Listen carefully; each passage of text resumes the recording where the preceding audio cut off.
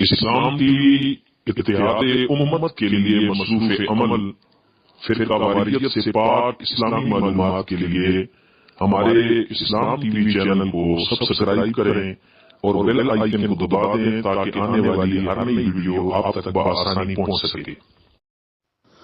الحمدللہ وکفا الصلاة والسلام علی من لا نبی بعد اما بعد فاعوذ باللہ من الشیطان الرجیم بسم اللہ الرحمن الرحیم لعنت اللہ علی الکاذبین صدق اللہ مولانا العظیم۔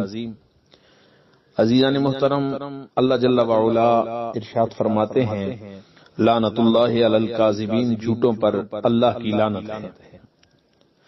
باطنی رذائل میں سے ایک بدترین رذیلہ جھوٹ ہے جو انسان کو تباہی اور ہلاکت میں ڈال دیتا ہے اور اللہ کی بارگاہ سے دور کر دیتا ہے۔ جھوٹوں پر خدا کی لعنت ہے۔ جھوٹے مخلوق کے ہاں بھی ملعون تصور کیے جاتے ہیں۔ اللہ سبحانہ وتعالی کی ہر ایک مخلوق ان پہ لعنت بھیجتی ہے۔ جھوٹ بولنے والا شخص صالحین کے زمرے سے اس کا نام خارج کر دیا جاتا ہے۔ عابدین اور مومنین کا نور جو ہے اس کے چہرے سے چھین دیا جاتا ہے۔ جھوٹا شخص نہ صرف یہ کہ اپنا دنیا کا نقصان کرتا ہے بلکہ اس کے جھوٹ کی وجہ سے کئی اور لوگ جو ہیں وہ نقصان میں مبتلا ہوتے ہیں اور اس طرح وہ اللہ کے عذاب کا مستحق بنتا ہے اور اپنی آخرت تباہ و برباد کر لیتا ہے۔ فرمایا الصدق ینجی والکذب یہلک، سچائی جو ہے وہ نجات دیتی ہے اور جھوٹ جو ہے وہ ہلاک کرتا ہے۔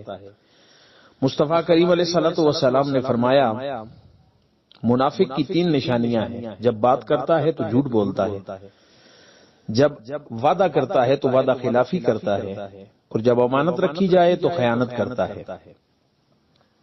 جھوٹ بولنا منافقت کی علامت ہے اور یہ وہ باطنی رذیلہ ہے جو ہر اعتبار سے انسان کے خرمن ایمان کو تباہ و برباد کرتا ہے اور اس کے خرمن اعمال کو جلا کے راکھ کر دیتا ہے۔ جھوٹا شخص دنیا میں بھی خواب و خاسر ہے، آخرت میں بھی خواب و خاسر ہے۔ اللہ سبحانہ وتعالی جل مجدہ الکریم نے شیطان کو لعنتی قرار دیا اس کے انکار اور تکبر کی وجہ سے، اور یہاں فرمایا کہ جھوٹے پر بھی خدا کی لعنت ہے۔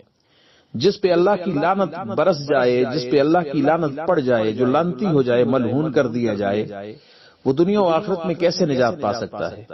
تو لہٰذا اپنے باطن سے اس خبیث اور بیماری کو دور کرنے کی کوشش کیجیے تاکہ دنیا و آخرت کی سعادتیں جو ہیں وہ ہمارا مقدر ہو سکیں اور صالحین اور مومنین کا جو نور ہے وہ اس سے ہمیں محروم نہ کیا جائے اور منافقوں کے زمرے میں ہمارا شمار نہ کیا جائے۔